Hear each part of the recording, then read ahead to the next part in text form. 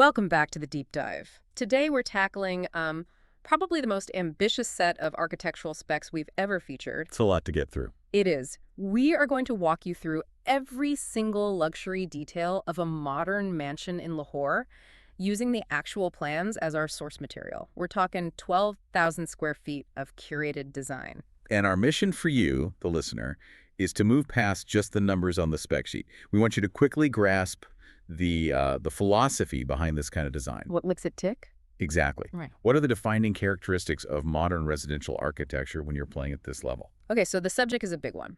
A one-canal, 6-bedroom, 7-bath mansion in DHA Phase 8. Now, for anyone unfamiliar with that scale, one canal is about 500 square yards. Right. And they've maxed out that footprint to get 12,000 square feet of living area. It's just packed with amenities, swimming pool, a dedicated soundproof cinema room, and it's all listed at 14 crore 90 lakh. Which, to give some global context, puts it firmly in the multi-million-dollar luxury tier. Oh, absolutely. And the location DHA Phase 8 in Lahore is critical. That signifies the absolute highest standard of plan development in the city. And we know the basics, like electricity and water, are already installed. This place is ready to go. So it's big, it's expensive. But what makes it modern? What's the core idea? You know, what's fascinating here is how disciplined the design intent is. They explicitly stick to this recurring theme they call the 70-30 design. 70-30, okay, what does that mean? 70% of the visual weight, the materials, it's all anchored in dark tones. So think rich woods, charcoals, dark stone. And that's offset by a very stark 30% of light elements. Like marble and glass. Exactly. Carrara marble, bright tiles, mercury glass. And this contrast, it's not just for decoration. It is the architectural anchor for the entire home. Okay, that makes sense. So let's unpack the exterior, because that 70-30 tone seems to be set before you even get out of the car. It really is. You arrive on a 60-foot wide carpeted road, which already signals a certain level of exclusivity. And what's the first visual impression? It's heavy. It's grounded. You have this lush green garden, about a 12-foot dimension right at the front. That's part of your light counterpoint. But the facade itself, it's dominated by dark gray and jet black rock wall. Okay, so very textured. Very textured and deep. And then you get this contrast with smooth Spanish tile and something called porcelain tile. That's your 70% dark right there. It establishes permanence, visual weight. And the entrance functionality has to be modern. Of course. The ramp leading up is one of the first light elements. It's a 2x2 light gray tile. But access is through a sliding gate on a complete automation system. In a home like this, that's not a luxury. It's a necessity. And parking for 4 cars back to back seems a bit tight for a house this big, no? It's efficient. It's a practical use of the space. The garage wall itself is tiled, which is smart for maintenance, and you have a standard 5-foot boundary wall. What about the structure itself? Well, what's really impressive is the height. There are 5-foot passages running along both sides of the house, which is just fantastic for air circulation and service access. And the boring but necessary stuff is all tucked away. Correct. Your underground water tank, your septic storage, it's all located right at the front. Totally out of sight, but still accessible. Now, let's talk about the main door. I wanted to highlight this. It's elevated 2 feet off the ground, so you have these steps made of Emperor dark granite. That's a very specific choice. It's a very deliberate choice. Yeah. Emperor dark granite is a high-end stone known for its deep color. It just reinforces that dark anchor. The door itself is this huge 9-foot-high custom piece made from ash wood. Why ash wood? It's incredibly resilient and has a beautiful grain that works well with modern detailing. And this wood is inlaid with a brass strip and has mercury glass in the middle. That's your 30% light element right at the point of entry. So you step through that door, Yeah. and wow. The scale is just dizzying. The lobby ceiling is 24 feet high. It's pure vertical drama. Yeah. It creates this incredible sense of grandeur and openness, and it immediately sets the house apart. The flooring here is a large format 3x6 Carrara tile. So fewer grout lines, more seamless look. Exactly. Yeah. But to keep that 70-30 balance, the walls use a Carrara patterned wallpaper on 3 sides. It gives you texture and softens that stark white marble look. And the staircase is the central feature here. Yes, and it uses both wood and dark granite.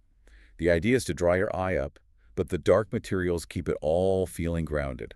From this one lobby, you can go left to the formal drawing and dining area, or straight ahead to the TV lounge. And all the inner doors are also 9 feet tall. All of them, wood and glass, maintaining that sense of scale throughout. Okay, let's turn left into the formal spaces. Drawing and dining. I see they switched to a Malaysian wooden floor here. That's a classic move. Mm-hmm. It introduces warmth, sense of formality. The walls have wallpaper and dark-themed paintings, again keeping that sophisticated, darker aesthetic going. A big space. It is a standard 16-foot dimension with a fireplace design right in the middle as a centerpiece. Mm. And the dining tabletop uses mercury glass, which is a beautiful touch. It reflects light and balances out the darker themes. And the climate control is all integrated. Panasonic inverters. Correct. High quality and built in.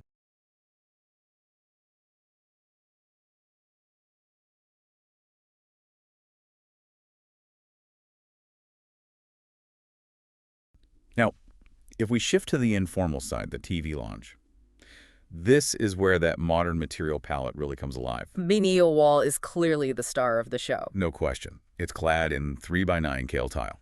I mean, 3 feet by 9 feet. That is a massive modern format. So it looks like a single slab? Almost. Minimal grout lines, the signature of minimalist luxury. It's complemented by drawers at the bottom and mercury glass on the side. And again, you see that dark gray wallpaper right up against the lighter floor. It's the 70-30 thesis in action.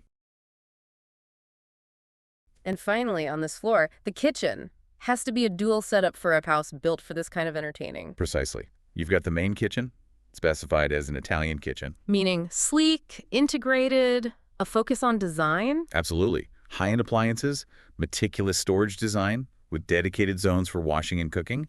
It's all about form and finish. And then the functional workhorse. The dirty kitchen, a classic component in high-end South Asian design. It separates the heavy-duty, aromatic cooking from the main entertaining space. It's purely functional, marble slab, standard cabinets. All the mess is completely out of sight.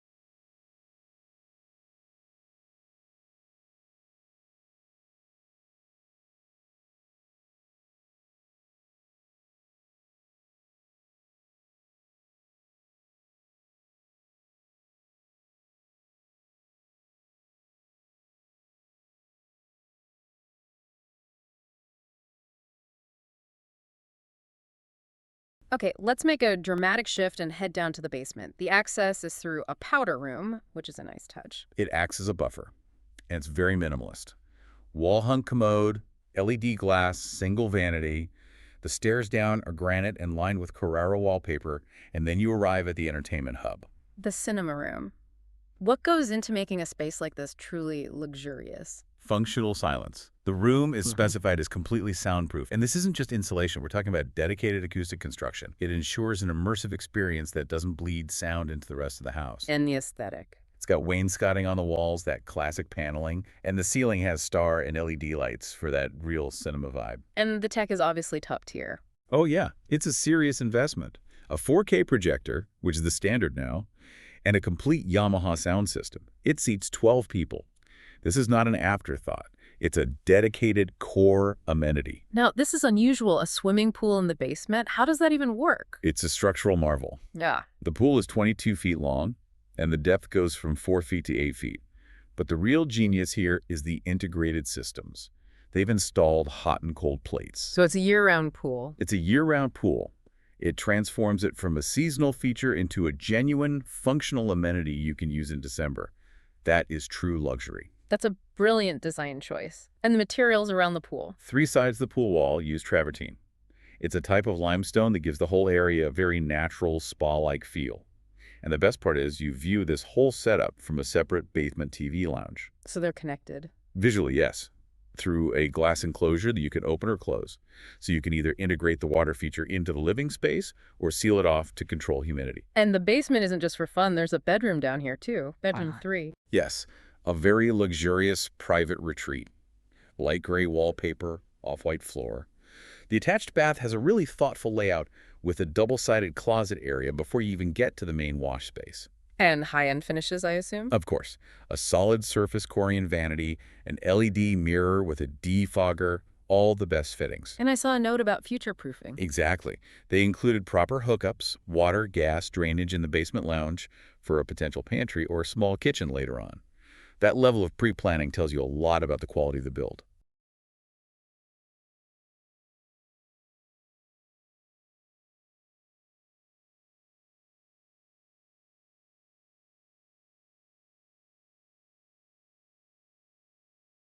Let's climb that same staircase back up, past the ground floor, to the private retreats on the first floor.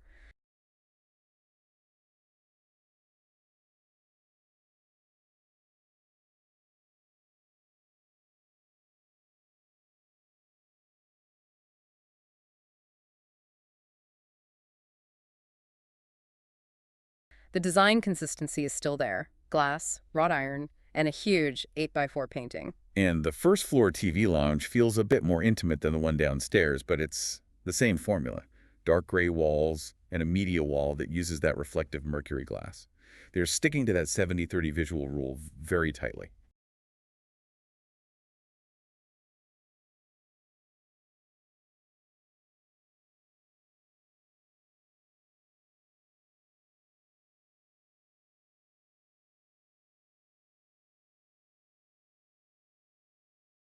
Now up here we have 3 distinct themed master suites. This feels like where a bit of personalization comes in. Let's start with bedroom 4, the front master. This one is probably the most complex design-wise. It's designed in 3 different themes at once. Dark, gray, wooden, and off-white. And the attached bath is the first place we see a specific brand called out. Grow fittings. Yes, Grove Fittings, a top-tier international standard for sanitary ware. That, plus a huge floor-to-roof closet.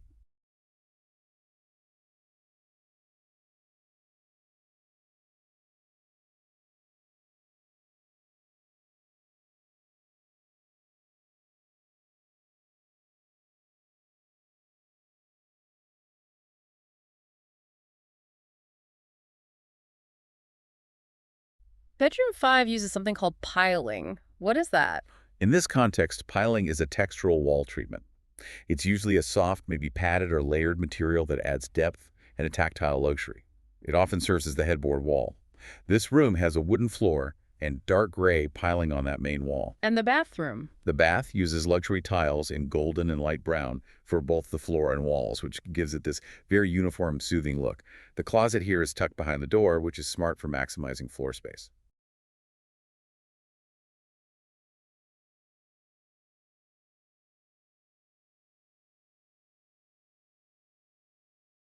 And the last one, bedroom 6. Also wooden floor. But the main wall here gets a bit more complex with details of dark gray and brass strips. It's a very high fashion look. The attached bath has a really distinctive charcoal color theme. Very dramatic. Very. And again, the standard is non-negotiable. Grow fittings, rain shower, wall-hung commode, and a glass closet. So whether it's the basement pool or a first floor shower, that grow standard is consistent throughout. That material consistency is so key. It signals quality control and, frankly, makes future maintenance a lot less complicated. Okay, finally, there's a shared outdoor space on this floor, the barbecue area. Right. It's designed for entertaining. You can get to it from both of the bedrooms up there and the TV lounge. It's got a dedicated seating area, a tile fireplace, and integrated planters. And to tie it back to the exterior, the other 3 sides are clad in that same rock wall. And a laundry area is tucked away somewhere? Yeah, it's a dedicated laundry space nearby with all the proper water, drainage, and electric points. It keeps all the work and noise separate from the living spaces. That was an immense journey. So if we zoom out, the defining thing about this mansion is just this rigorous commitment to a theme, that 70-30 dark light idea. And it's all executed with a very consistent palette of high-end international brands.